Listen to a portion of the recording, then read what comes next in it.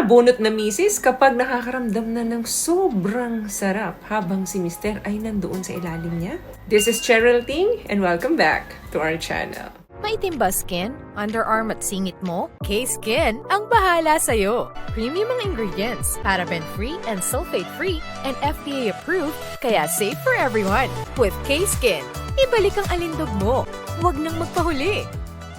Sabi niya dito, ma'am, tanong ko lang, bakit po minsan sinasabunutan po ako kapag kinakain ko tapos bigla niya akong tinutulak? Siguro ang ibig ipakahulugan dito ng sender natin is bakit sa tuwing ginagawa niya kay Mrs. yung pagbaba at nasasarapan na ng gusto si Mrs. ay sinasabunutan na siya nito or itinutulak na siya nito papalayo. Okay, ganito po yan. Kapag intense na yung nararamdaman ng babae sa katawan nila, wala na silang mapaglagyan ng sarap na nararamdaman nila. Unconsciously, hindi nila namamalayan. Ibig sabihin na naitutulak na pala nila yung partner nila. Kaya minsan may nag-aaway pa ngang mag-partner kasi bakit tinutulak mo ako habang ginagawa ko sa'yo to? Pinapalayo yung Mrs. Kapag lumayo naman, hinahatak naman pabalik. Akala mo tuloy, hindi nasasarapan si Mrs. or nasasatisfy dun sa ginagawa mo. Parang ang ipinapahiwatig ni Mrs. sa'yo is, itigil mo na yan. Pero sa totoo lang, hindi lang talaga ma-regulate ng babae yung emosyon niya habang nararamdaman niya yung sarap na yun. Lingid naman sa kaalaman natin na ang babae ay may kakayanan magkaroon ng multiple big O. Ano yun? Ito yung sunod-sunod. Nilabasan na siya, tapos maya-maya, lalabasan ulit. Sa loob lamang ng 1 minuto, nakaka-4 o 5 beses sila makatapos. Unlike sa mga kalalakihan, may tinatawag po tayong refractory period na kung saan kailangan muna mamahinga ng ilang minuto, then bago uli tumigas si Manoy. Especially kapag medyo nagkakaedad na ang lalaki. Kapag may edad na kasi ang lalaki, mas tumatagal yung pagitan bago uli siya makaisa. Unlike sa mga medyo bata-bata pa, minsan minuto din lang, kayang-kaya na naman sumabak sa labanan. Pero ang babae po, kaya niyang magsunod-sunod kahit segundo lang. Kapag tinuloy-tuloy mo yung ginagawa mo sa babae, habang nagbibig o siya, may possible talaga na magdoble, triple, quadruple yung pagbibig o ng babae. Kaya kung may chance kayo na gawin sa mga misis nyo yun, do it.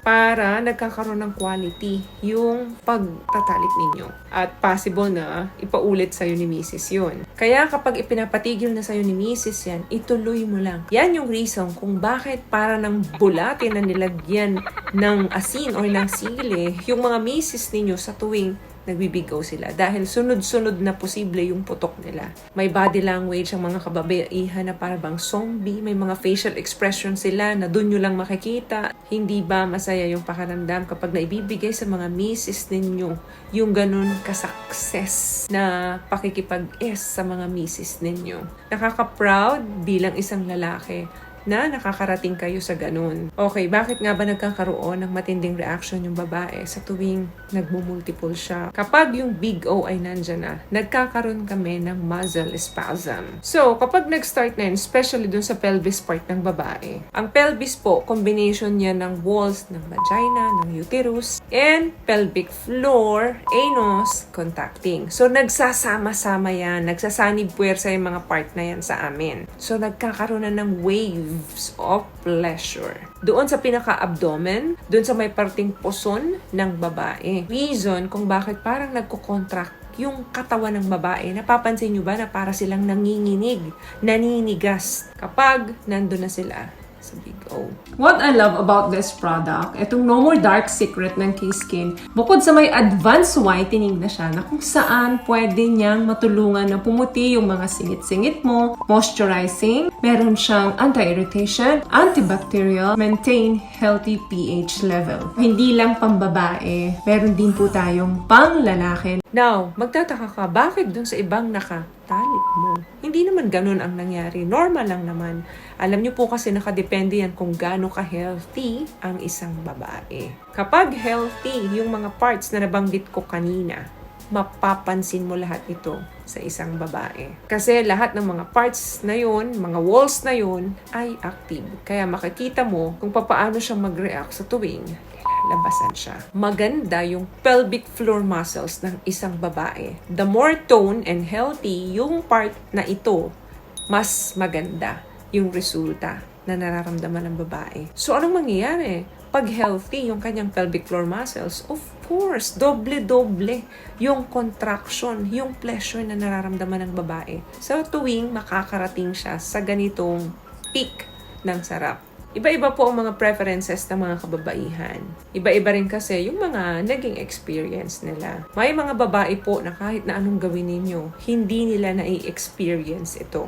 May mga babae rin na kapag kinain nyo sila, ayaw nila. Maliit na porsyento ng mga kababaihan yon kasi hindi sila comfortable. Nangyayari talaga yan na hindi komportable ang babae sa tuwing bababa ang lalaki sa kanila. Kaya hindi sila pumapayag na magtagal doon or pumunta doon yung lalaki. But yes, normal po. Sa maraming kababaihan ang nananabunot, nananapak, naninipa at nanunulak sa tuwing nararanasan nila yung ganong kasarap. So, just enjoy the moment. Kasi the more na mas ini-enjoy ninyong mag-asawa yan, mas nagkakaroon ng connections, mas nagkakaroon ng malalim na bonding yung pagsasama ninyo as a married couple or as a partner. So, may nakuha ka bang tips sa mga napag-usapan natin ngayon?